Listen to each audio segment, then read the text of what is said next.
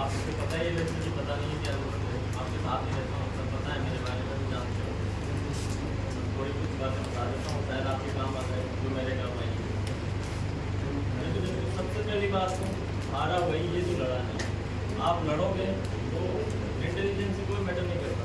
हमें इंटेलिजेंस आता है, बेसिक था, बेसिक से उठ के यहाँ तक आए और इंटेलिजेंट लगती भी नहीं। मैंने देखा नहीं कभी कोई इंटेलिजेंट हो, एक्स्ट्रा ऑर्डिनरी हो, जिसको 8 या 12 में 90 या 80% बने हो और जॉब कर रहे हो। मेरे साथ वाले तो कोई भी नहीं भाई, ये जो 80-90 लेके बैठे हैं अभी वो भी बेरोजगारी बैठे हैं। तो लोग बात कहते हैं परसेंटेज डजंट मैटर, मेरे लिए बिल्कुल मैटर नहीं करती। मेरे लिए मैटर करती कंटिन्यूटी। आप किसी चीज़ के पीछे भाग रहे हो, उसके लिए कितना निरंतर हो, कितना कंटिन्यू हो, वो इम्पोर्टेंट करता है। आपको शायद नहीं पता होगा, लेकिन मैं 3 साल तक गाँव नहीं गया, घर पे नहीं गया, ना घर वालों से मिला, ना मम्मी पापा से मिला। सबको याद आती है मम्मी पापा की, किसको नहीं? हम किसी से ना मिले, लेकिन जब तक मम्मी पापा का चेहरा ना देख लेते तब तक चैन नहीं मिलता। हम घर पे जाते हैं, सबसे पहले किसको पुकारते हैं? मम्मी को। जब तक मम्मी ना दिखे ना तब तक मन नहीं लगता, चाहे कैसा भी करो, चाहे हमारे लिए कितनी भी सुविधा हो वहाँ पे। तो सेक्रीफाइस तो करना पड़ेगा भाई। सेक्रीफाइस करोगे तो चीज़ें ईजी हो जाएगी आपको। और दूसरी बात, मेरी जर्नी के बारे में बता देता हूँ। कुछ मैंने कल बताया, मैं कुछ और बता देता हूँ, खुद भी बोलने के लिए और खुद बाकी सब आपको बताइए क्या करना है। तो जैसे सर ने बताया, 2018 से मैं जुड़ा इनके साथ।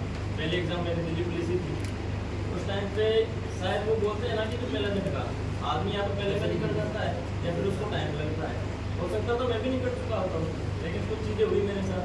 उस टाइम पे वो राउंड थी, एग्ज़ाम टाइम था। एग्ज़ाम टाइम के 1 महीने पहले हमारे होटल में कोई लड़का रहता था, उसकी मामी या किसी का एक्सीडेंट हुआ था। तो क्या हुआ, उनको ब्लड की अर्जेंट नीड थी। तो वहाँ पे ब्लड नहीं, वो 2-3 प्लेटलेट्स होते हैं। तो वहाँ पे मैच, मेरी प्लेटलेट्स मैच हुई थी नेगेटिव। तो मैं वहाँ पे दिया मेरे को। तो उसके दूसरे दिन ही मुझे क्या हो गया, डेंगू हो गया। और पूरा 1 मंथ मेरा एग्ज़ाम से पहले वाला पूरा 1 मंथ में हॉस्पिटल एडमिट रहा था। मैंने 18,000 रुपये की ब्लड थे। उसके बाद मैं एग्ज़ाम दिया। एग्ज़ाम में मैंने स्कोर 72 मेरा स्कोर बना था। फाइनल कट ऑफ 72 इस वजह से मैं उसमें दे दिया। उसके बाद फिर हम वहाँ से शिफ्ट हुए। फिर उसके बाद वैकेंसी है रेलवे में 2019 में आई थी, ग्रुप डी आई थी, NTPC आई थी, दोनों आई थी। उस टाइम पे फिर कुछ छोड़ के कोई बात नहीं, हो गया जो हो गया, छोड़ो कोई बात नहीं। हमने अच्छी मेहनत की, हमने हमारा 100% दिया। उसके बाद मैंने उसकी प्रिपरेशन शुरू की और 9 में, 19 में और 20 में प्रिपरेशन की। उसके बाद एग्ज़ाम पोस्टपोन हो गया था, हुआ था ना पोस्टपोन, क्योंकि लॉकडाउन आ गया था। लॉकडाउन के बाद सारी चीज़ें बंद हो गई। फर्स्ट लॉकडाउन में तो हमने हॉस्टल बंद कर दिया था ना। फर्स्ट लॉकडाउन में हमने हॉस्टल बंद कर दिया था, सब घर चले गए। हमने भी गया था घर पर फर्स्ट लॉकडाउन में।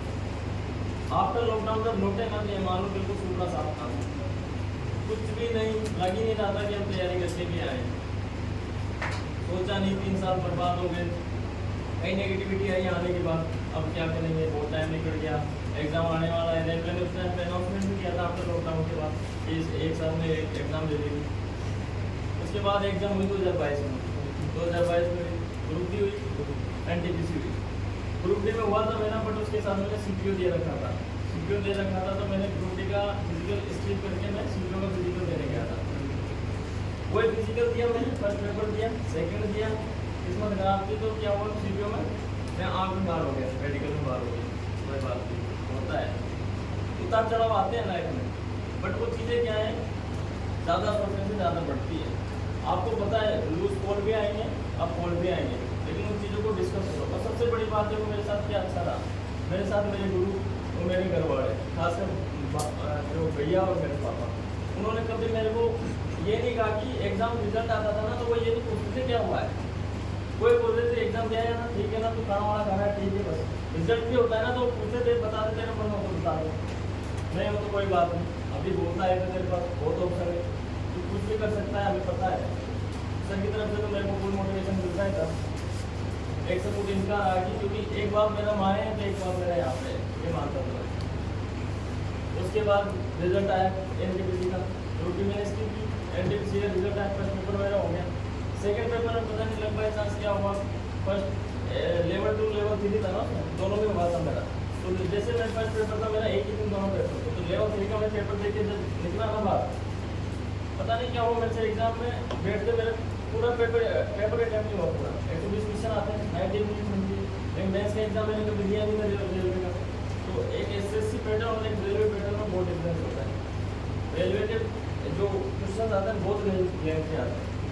अगर आप एसएससी की प्रिपरेशन कर रहे हो ना, तो रेलवे फाइट करने के लिए आपको डबल करना पड़ेगा।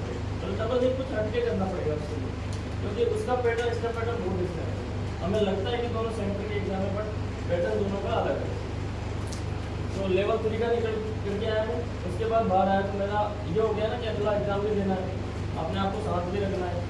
तो अटेम्प्ट कम होने की वजह से मेरा दिमाग थोड़ा हिल गया था। उसके बाद में दोबारा शाम को पेपर था उसमें गया, उसमें मैंने अटेम्प्ट किया 80, इसमें किया मैंने 110 के पास मैं अटेम्प्ट किया, लेकिन उसमें नेगेटिव हो गया। तो उसमें भी दोनों में मेरिट में दोनों में बाहर हो गया, दोनों में मेरिट में बाहर हो गया। फिर मेरे पास एक सोचता था, फिर भी आया नेगेटिव और मेरे पास। अब क्या बचा, उससे नहीं बचा ना तो आपने जो गए 4 साल मेरे को प्रिपरेशन करते हो गए, घर वाले कुछ कह नहीं थे, जिसका मतलब ये नहीं कि उनके माइंड में चल नहीं रहा, चल ही रहा होगा बात है वो कि भाई बच्चे का फ्यूचर भी सिक्योर करना है, सब कुछ करना है। इनके मन में भी बहुत कुछ चलता था, लेकिन उन्होंने मेरे को आज तक नहीं बोला कि क्या कर रहा है, कैसे कर रहा है। सब कुछ पता है इनको, इनके साथ ही रहता हूँ मैं, जितना मेरे बारे में जानता हूँ ये जानते हैं मेरे बारे में।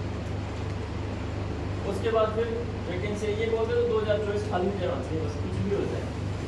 2024 में कितनी वैकेंसी थी आपको पता है? एसएससी की 4-5 वैकेंसी थी, और रेलवे की भी आने वाली थी, और बाकी बीएसएफ वगैरह तो निकलती नहीं थी, आपको पता है। उसके बाद मैंने सब कुछ छोड़ के मैंने एसएससी पे फोकस किया, रेलवे को भूल गया मैं, जो हुआ हो गया। आपने मेहनत की है ना तो काम आएगी, कहीं ना कहीं काम आएगी, अगर सही वे में मेहनत की है तो। उसके बाद मैं एसएससी में लगा, एसएससी में मैंने सीपीओ सीएचएस सारे एग्जाम दिए। मेरे को ये नहीं था मेरा सिलेक्शन होगा कि मैंने सीजीएल का भी फॉर्म भरा, मैंने सीएचएसएल भरा, मैंने एनटीपीसी भरा, मैंने हर एग्जाम दिया एसएससी का। क्यों दिया? रीजन उसके पीछे ये नहीं कि मेरे को इसमें सेलेक्ट होना है, रीजन इसके पीछे ये है कि जो फोबे होता है ना एग्जाम को फोबे, वो आपको एग्जाम में बैठ के ही निकालना पड़ेगा। अपन चाहे यहाँ बैठ कितना भी मौका लगा ले, कितना भी टेस्ट लगा ले, लेकिन जब एग्जाम में जाते हैं ना तो रूप आप जाती है, जब टाइम देखते हैं लास्ट के 5 मिनट में ना अपन एक क्वेश्चन नहीं कर सकते अगर घड़ी की तरफ देख लिया, और खासकर जब आपका लास्ट एग्जाम है। तो वो मैं इसी वजह से वो एग्जाम देता था, वो एग्जाम दे के। और यहाँ तो मैंने इतनी प्रैक्टिस की है, अलमारियाँ भरी मेरे पास। आप क्या पेपर दोगे? ऑफलाइन ऑनलाइन अलमारी भरी थी और पुराने हॉस्टल में, तो हमने रद्दियों में बेची है और खूब पहले खाए होंगे से, इतनी रद्दियाँ थी। ऑफलाइन इतने एग्जाम दे दिए होंगे, मैं बताऊँगा तो आपको हंसर हुए, कम से कम मैंने ज़्यादा नहीं तो 10-20 हज़ार पेपर दे दिए होंगे ऑफलाइन। उसके बाद एसएससी की प्रिपरेशन की, एसएससी की प्रिपरेशन में लग गया हूँ, क्योंकि सेम पैटर्न होता है चाहे किसी भी हो। और ये सोच के कभी मत जाना एग्जाम में कि यही चीज़ में मेरा सिलेक्शन हुआ, ये सोच के लेना तो आपका नंबर आएगा नहीं, क्योंकि पता नहीं कब कौन सी एग्जाम आपको कहाँ लेके जाएगी, आपको भी नहीं पता है ना। मुझे पता था, सच बता रहा हूँ, मैंने दिल्ली पुलिस का एग्जाम दिया था, मैंने ये सोच के कभी नहीं किया था कि मैं सिलेक्ट होगा। मैंने ये सोच के किया था कि मेरे को मेरा जो आता है ना मेरे को मैं वो करूँगा, मेरा जो पॉजिटिव फैक्टर है उस पर मैं काम करूँगा, जो मेरा स्ट्रॉन्ग जोन है उसी में मैं खेलूँगा, मेरे को बाहर जाना ही नहीं है। कई बार क्या होता है जब हम नई तैयारी करते हैं और क्या होता है कि ये भी कर दे, ये भी कर दे, ये भी कर दे, जैसे इसके साथ होता है बात। मैं उसको दिल्ली पुलिस का एग्जाम देने गया था, तब लिख के भेजा था, इसको बोलता था, मैंने कहा जो जीके के क्वेश्चन होते हैं कितने आते हैं दिल्ली पुलिस में, मैं उसको बोला 30 से ज़्यादा कभी जाना ही नहीं है, 30 से ज़्यादा कभी करना ही नहीं क्वेश्चन, ये 40-45 कर रहा है। जीके में मैं ओनली आपके साथ ही पढ़ता था, वहाँ बैठ के पढ़ता था। मैंने किए थे 37 क्वेश्चन, मैं बताता हूँ दिल्ली पुलिस में, मेरे 34 सही है उसमें। मैंने इतने ही किए, मैंने उतने ही किए जितने मेरे को आ रहे हैं। अगर 19-20 में डाउट है तो वो छोड़ दो, कोई मतलब नहीं है, क्योंकि एसएससी खेलते हैं आपके दिमाग के साथ और टाइमिंग के साथ। टाइमिंग कितना देते हैं कि सीएचएसएल का पेपर होता है, 60 क्वेश्चन आते हैं, 60 मिनट मिलती है, 100 क्वेश्चन आते हैं आपको। तो एसएससी ये नहीं बोलती कि आप 100 क्वेश्चन करो, 60 मिनट में आप 70 भी कर दिए ना तब भी आप क्या हो, सिलेक्टेड हो। और इतने अपन कर सकते हैं इजीली। हम कब मारे जाते हैं जब हम 90 के नीचे भागते हैं, 90 करोगे ना तो 60 भी जाएंगे हमारे आगे। यही खेलोगी एसएससी आपके साथ। और एसएससी की आपने एग्जाम दिए ना तो आपका माइंड इतना स्ट्रॉन्ग हो जाएगा ना कि आप उनके साथ मिलो एग्जामिनर के दिमाग के साथ। उसके बाद ये एग्जाम दिया, इसका रिजल्ट आया, मेरिट में उसमें लिस्ट में नाम था, नंबर आए नहीं थे, फिजिकल भी गया था, पहले से हम खेलते कूदते थे तो फिजिकल जाते थे नॉर्मल। उसके बाद फिजिकल डेट आई, फिजिकल डेट में जैसे 1-2 दिन लोगों का फिजिकल हुआ तो पता चला कि फिजिकल में पास नहीं हो रहे बंदे, पास नहीं हो रहे तो पता नहीं क्या होगा। ऐसे ऐसे जो छोरे थे वो आके बोलते थे, मेरे दोस्त हो गया भाई ये बड़ा हार्ड है फिजिकल, ऐसा फोबिया बना दिया कि भाई ये भी गया, ये भी अप्रोच हो जाए। मैंने कहा मुझे कुछ नहीं पता, मेरे को तो करना है, दौड़ना है। दौड़ने का एक ही रूल होता है, भागोगे तो मरोगे नहीं। सच बता रहा हूँ, सबको थकान होती है, सबको होती है। रनिंग ऐसी चीज़ है कि सब एक लास्ट पॉइंट में ऐसा लगता है कि भाड़ में जाए नौकरी, भाड़ में सब कुछ मिले, अपनी जान बचानी है और बस वहाँ पे चुपचाप रहना, अपने मन को शांत करना। यही चीज़ की और हो गया, एक वो फिजिकल हो गया, पता ही नहीं चला मेरे को। लास्ट में थोड़ा उल्टी होती है, वो सबको होती है, कोई फर्क नहीं पड़ता, उसके बाद हो गया फिजिकल हो गया।